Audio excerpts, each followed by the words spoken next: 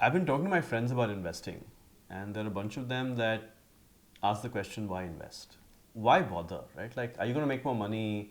Is it a pain? For anyone who wonders, am I going to make money investing? The simple answer is an emphatic yes. If you're intrigued, and if you heard about the fact that you can lose money, there's all this complexity, you should really listen to us. Because we make it simple, and we help you start your investment journey in a way that you take your small bucks and make them big bucks.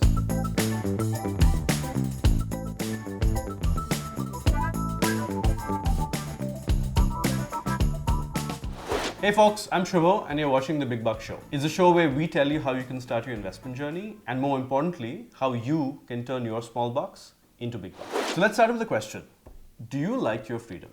It's philosophical, but it's actually pretty practical. Would you like the ability to do what you want to do, when you want to do, how you want to do? I'm presuming the answer is yes. I haven't met too many people who say, no, don't give me freedom, right? I really want to be told what to do by other people. I don't like freedom of choice. So I'm presuming, like most people like me, you want your freedom. And now you're wondering, hey, this is the Big Buck Show. What does freedom have to do with bucks? A lot. Right? Money can't buy love, but it can buy you freedom.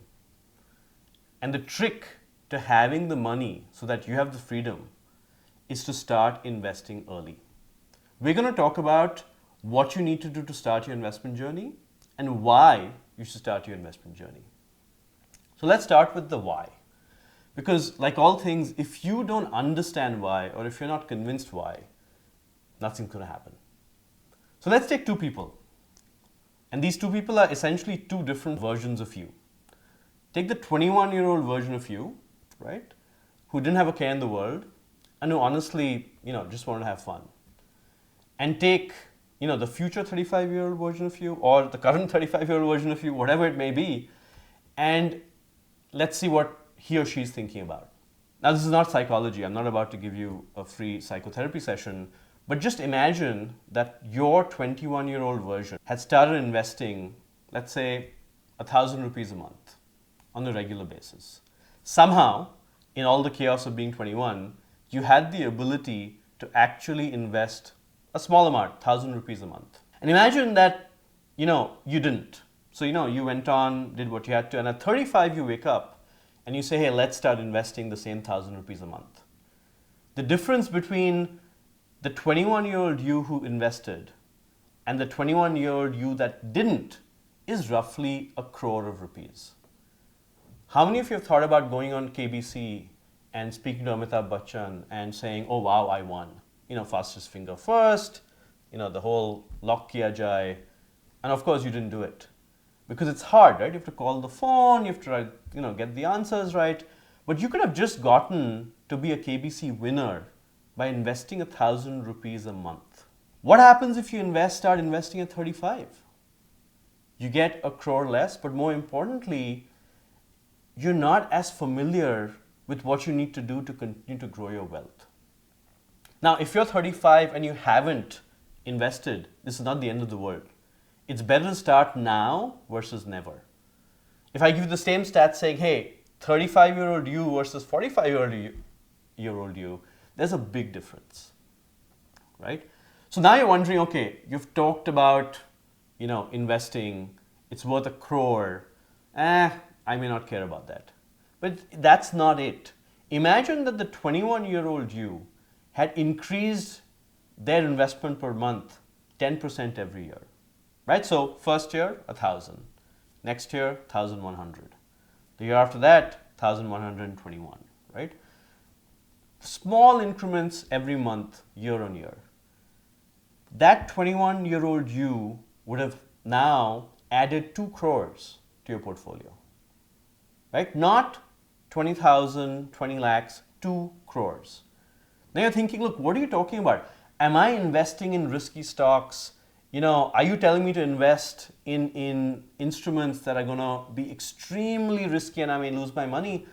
No, I'm not. I'm just this is just a normal investment in an index that on average returns between 10 to 12% a year. So it's not rocket science. It's way better than a fixed deposit, right? That gives you 4 or 5%. And it's absolutely in your power to do. It is not, learning how to fly an aeroplane, which is way more complicated. It is literally saying, let's set up the UPI transfer and don't interfere with it. So this makes a significant difference to your life. But the reason you don't do it is not because you know about this and you don't want to, it's because it's not something people understand. People don't understand the value of compounding. If you aren't convinced, I can just tell you this. Having money is more fun than not, right? So I would highly recommend that you look at other people who have money or more money and you look at yourself. And if that doesn't motivate you to invest, look at what happens to people as they grow older who don't have the financial muscle to live comfortable lives, right? Now, there's also another reason why you should invest, right? If the gloom and doom scenario about, living in absolute poverty doesn't really, get you going, it's also about learning, right? So if learning interests you, or if just the excitement of investing and the rush that you get from understanding how a company does and investing in the right instrument so you see that return graph go up, that's as good a reason as any. But I come back to, Maslow's hierarchy of needs and saying your most basic need is safety, security, and the ability to be free. So, and of course there's other things. But I've talked about why, I've given you some, psychological tips, but let's also talk about what. That's as important.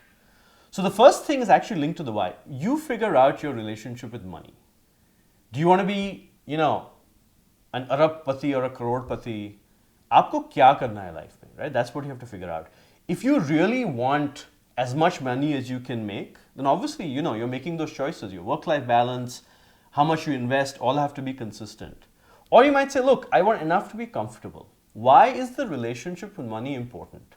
A, for your sanity, but B, because then you know how much you want to invest, right? If I want to go and eat out every day, take a vacation to Malaysia, and buy a fancy car that I can't really drive in Bombay, right?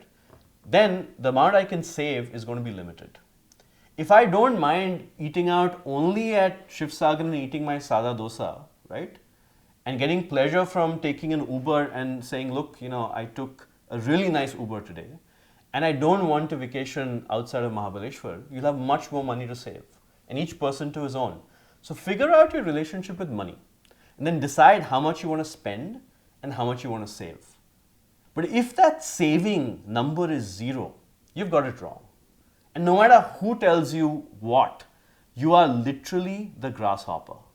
Grasshoppers die in winter, right? So that's step 1. What's your relationship with money? Step 2, can you make some goals? Now, super hard, right? If you're 21, you're thinking, what are you talking about, Shubho? Like goals? My goal is to get drunk. That's a goal, by the way. But make some financial goals, right? Hey, I want to drink Grey Goose every other week. You can literally save and then, take your earnings and invest it in Grey Goose. That's okay. I did that when I was 20. I didn't have Grey Goose though, right? I had spun off. Or you could say, no. I want to set a goal that I want to buy a bike. Or I want to finance my MBA, or I want to buy a house, right? Or, if you're really in love with a significant other, you want to plan a fantastic honeymoon when you get married. Or if you're older, you have a child coming and you want to plan for their education. The goals don't matter. Having them does. You know what your goals are. And if you have a goal, the motivation I was talking about, right? There's another level of motivation to saying it's not just, oh my God, I don't want to die in poverty. It's I want to achieve something along the way. And that is pretty important because that again gives you the motivation, the discipline to save and to benefit from the power of compounding. So we've covered 2 steps now. Relationship with money, the goals that you have. There's a 3rd step. What's your financial muscle? How much are you earning? Are you salaried? Do you have a business? Do you get pocket money?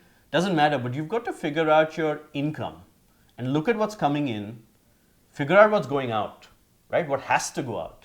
Things like rent, fees, electricity bills, and things that may not have to go out, but you want to go out, right? Eating out or a vacation, or maybe an EMI on something. And then with what's left, you have to figure out what you want to do. And that's where the relationship with money and your goals comes together to say, hey, do I save more? Do I cut down expenditure? What do I do with the money I have left? And finally, you can do all of this, right? I mean, I often think in the shower that I want to write a book, right? I know why I want to write a book. I know what I would like to write about, but I never really get down to writing. And if you never really get down to actually getting that instruction to transfer some money from your account into an investment account, all of these 3 steps will not matter.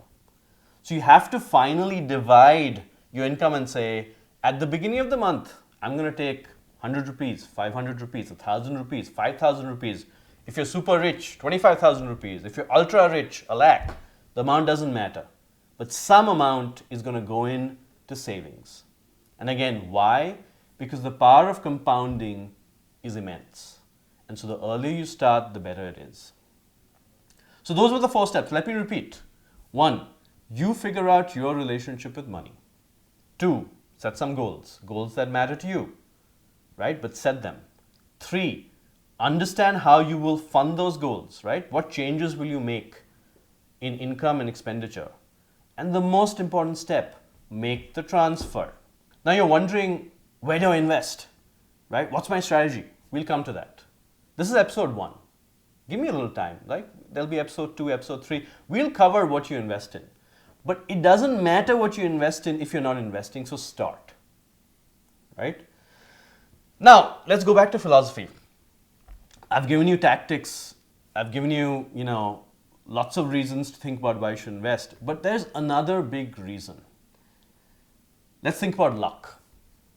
You've looked at that other person in your friend circle. He just happened to be there when his rich uncle needed help. He helped him. Then his rich uncle, after a long life passed away and he was given, 3 houses, 2 cars, etc. And you're like, oh my God, that's luck. Then you looked at the other person who won the lottery and you're like, oh my God, so lucky he won the lottery. Then the other person who got this amazing job, you're like, so lucky, successful in his professional career or her professional career. But none of this luck happens the way you think it does. The person whose uncle gifted him all the property took care of his uncle, was there when his uncle needed him. He created his own luck. The person who won the lottery at least went out and bought a lottery ticket. Now, that may be a pretty bad decision in general from an odds perspective, but they took some action. So while I don't condone buying the ticket, what I'm talking about is there's an action. No one gifted this person the lottery ticket. And when you look at a person succeeding in their career, they're probably going into work, putting in a lot of energy, really treating it like it's something they want to succeed in. Luck is the outward manifestation of success when you don't understand what all went into it. It's like a duck. You see the duck serenely sailing on the water. What you don't understand is the pedaling that goes on underneath. And why am I waxing eloquent about luck? Not because, I like to wax eloquent, but because if you don't swing, there is no way you can hit. You're always missing. It comes back to the investment lesson I'm trying to give you, which is you've got to swing to hit. Swinging here is setting aside a regular amount. Now, what happens after that, right? Do you get 20% return or 5% return and so on and so forth? We can talk about. But if you don't swing, you cannot hit, right? So that's what I'm talking to you about. Now, how should you start? Start simple. Today, if you haven't started investing today, just put some money aside. Add a question, send us a comment.